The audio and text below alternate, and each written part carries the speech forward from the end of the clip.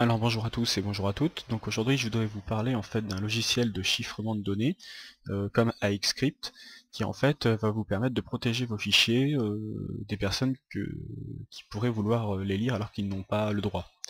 Donc en fait la différence avec AXCrypt, parce que vous pouvez me demander pourquoi en fait présenter un autre logiciel si AXCrypt était très bien, c'est qu'AXCrypt en fait il avait tendance à plutôt gérer au cas par cas les fichiers, c'est-à-dire que je faisais un clic droit sur mon fichier, je le chiffrais, et après je pouvais le gérer. Ça c'est très pratique quand vous avez un fichier. Par contre quand vous avez tout un système de fichiers ou des choses comme ça, il peut être pratique si vous voulez d'avoir un peu comment dire, un dossier d'une taille fixe, un peu comme un disque dur quoi, dans lequel je mettrai tous mes fichiers, et dès que j'ai fini de travailler dessus, je ferme ce disque virtuel, et ce disque virtuel qui contient mes fichiers, il est chiffré. Et bien c'est exactement ce que fait TrueCrypt, et donc c'est ce qu'on va voir. Donc dans une première partie de vidéo, je vais vous montrer comment faire une enveloppe pour une enveloppe simple, donc dans laquelle vous mettrez vos fichiers et quand vous la fermerez, cela chiffrera les données.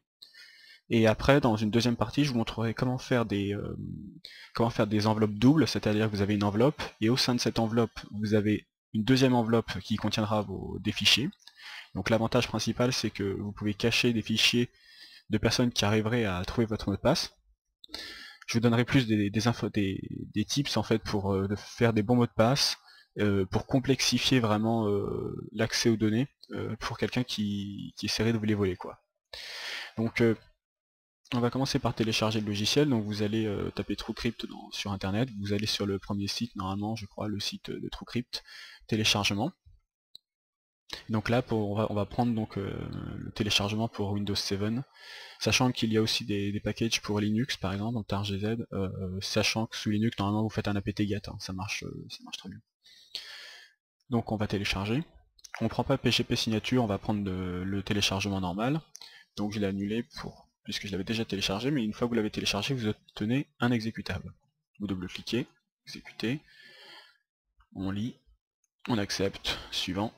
Donc là vous avez ensuite un premier choix qui s'offre à vous. Est-ce que vous voulez installer le logiciel comme un logiciel fixe, c'est-à-dire un logiciel qui sera dans vos programmes files, un logiciel installé sur votre PC en dur, ou alors est-ce que vous voulez plutôt extraire pour avoir une version portable en fait de TrueCrypt.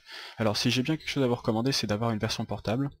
Pourquoi? Puisqu'en fait, lorsque vous allez transmettre des fichiers par clé USB à un ami ou à un collègue, eh bien c'est bien plus pratique d'avoir à côté du fichier la version portable de TrueCrypt, comme ça la personne a juste à mettre le fichier qu'elle veut ouvrir dans TrueCrypt, et elle peut l'ouvrir. Tandis que si vous avez des versions installées seulement sur votre PC, lorsque vous allez donner en fait le fichier chiffré à un ami par clé USB, il va devoir chez lui ou depuis son PC, il va devoir télécharger l'application, il va pouvoir l'extraire, donc ça va lui faire perdre du temps, et puis s'il n'a pas vraiment d'internet à ce moment-là, il pourra justement pas accéder en fait à votre fichier. Donc la version portable elle est très pratique à transmettre avec les documents que vous avez chiffrés. Sachant qu'il restera toujours le mot de passe, donc c'est pas parce que vous donnez le logiciel que la personne sera capable, qu'une personne tierce sera capable en fait d'ouvrir votre fichier. Il lui faudra toujours le mot de passe. Donc des notes à propos de la version portable. Donc là vous avez le chemin où on va installer la version portable. Donc par défaut c'est l'endroit où est la version, où est l'exécutable, et en extrait. Voilà. Merci. Donc vous voyez mon exe était là, donc maintenant j'ai un dossier TrueCrypt. Dans ce dossier TrueCrypt, donc la licence, le guide utilisateur qui est en anglais, ça ce sont les algorithmes de chiffrage normalement, et format c'est autre chose, j'y reviendrai aussi dans une troisième vidéo si ça vous intéresse. Donc en fait dans TrueCrypt exe, vous double-cliquez, et vous obtenez donc l'interface de TrueCrypt. Donc c'est une interface simple, vous avez un système là, une barre en fait avec vos préférences, vos settings et tout ça, donc bon c'est assez intuitif. Par contre je trouve honnêtement qu'il y a de la redondance entre le menu en haut et le menu en bas, puisqu'en fait tout ce qui est mentionné dans le menu du haut, il est dans le menu du bas, et pour moi c'est beaucoup plus simple d'accéder aux choses à partir du menu du bas que à partir d'une série de listes comme ça en fait. Donc c'est pour ça que moi je vous montrerai surtout comment utiliser tout ce qui est en bas. En haut, il y a 2-3 trucs en plus, mais globalement, ça n'apporte vraiment pas grand chose, puisque voilà, vous avez volume, là par exemple, vous voyez, il y a 6 options qui se déroulent, et typiquement ce seront les 6 options que vous retrouverez, je pense par ici, ou des choses comme ça. Donc maintenant, dans notre première vidéo, on va créer une enveloppe dans laquelle on pourra mettre nos fichiers qui seront chiffrés. Donc comment ça va se passer? Donc faites créer un volume.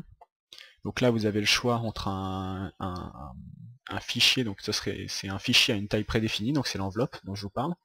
Ensuite vous avez chiffré en fait toute une partition ou tout un disque qui ne comporte pas votre système d'exploitation, et sinon vous pouvez chiffrer votre système d'exploitation.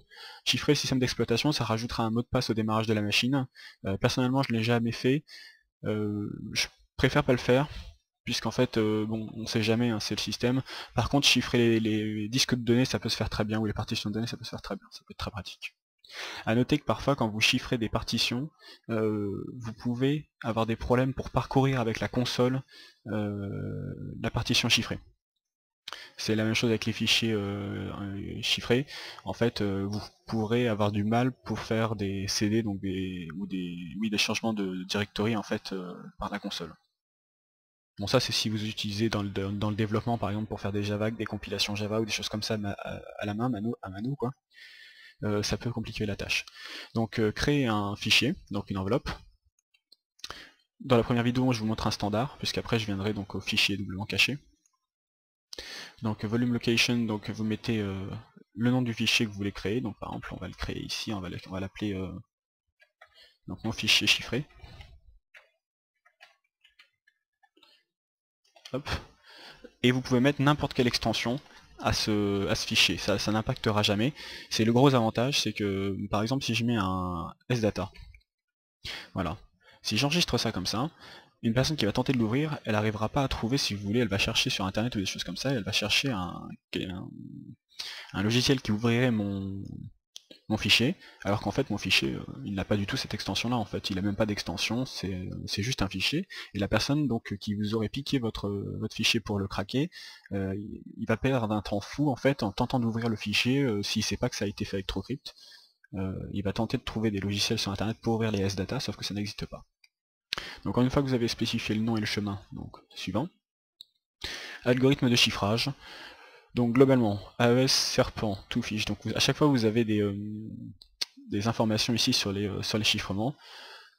Ce qui est le plus répandu et ce qui est, disons, reconnu comme fiable, puisqu'aujourd'hui il est reconnu qu'il est impossible de craquer, sauf avec des supercalculateurs hyper puissants, des chiffrements AES dans des durées de temps raisonnables. Donc on parle de 100 ans en fait, au minimum.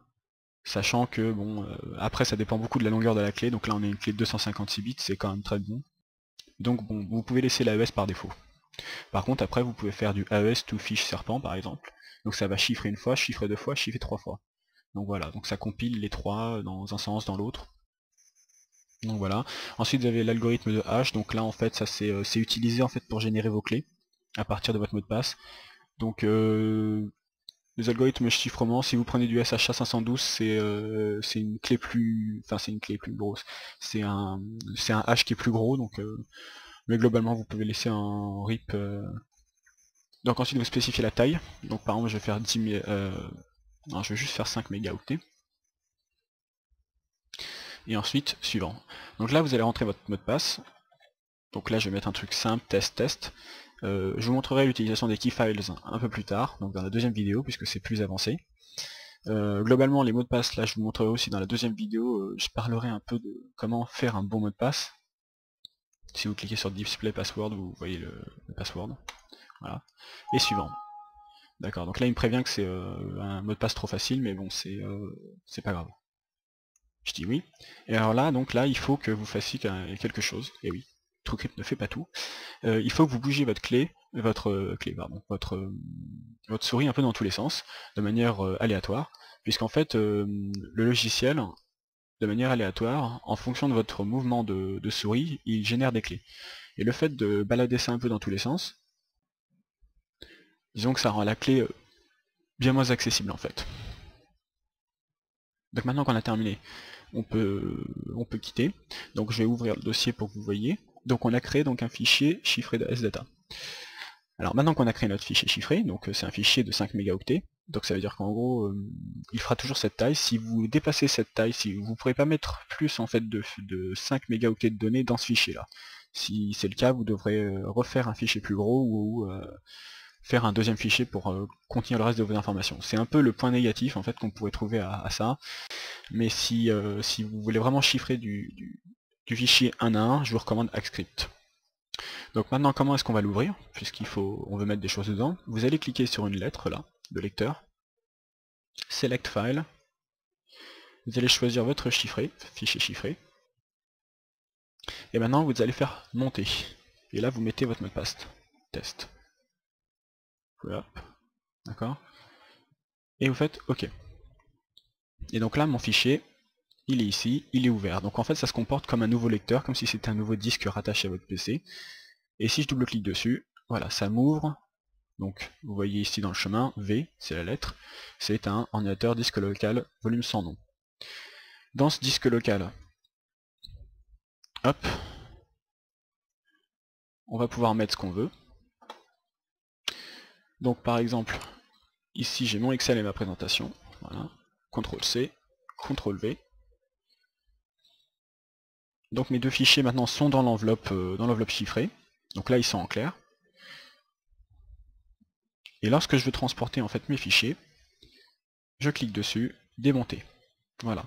Ce qui fait qu'à l'intérieur de mon fichier que j'ai pu vous montrer tout à l'heure, donc mon fichier chiffré, là il contient mon Excel et ma présentation. Donc du coup, quand je vais le rouvrir, test, OK, et voilà. Donc globalement c'est très simple d'utilisation, c'est plutôt un logiciel de chiffrement qui est dédié en fait à des dossiers de fichiers. C'est quand vous avez beaucoup de fichiers et que vous ne voulez pas vous compliquer la tâche à les chiffrer un à un ou à chiffrer des dossiers un à un ou des choses comme ça. C'est du drag and drop, vous pouvez travailler directement sur votre espace de chiffré. Vous pouvez enregistrer dessus et tout. Donc voilà, ça c'est la première partie, c'est le TrueCrypt en version simple. Donc ça veut dire sans double chiffrement et autres. Donc maintenant je vous recommande de passer à la partie 2, donc si vous voulez avoir plus d'informations sur les autres chiffrements, les key files, et puis comment faire un bon mot de passe. Voilà, je vous souhaite une bonne journée ou une bonne soirée.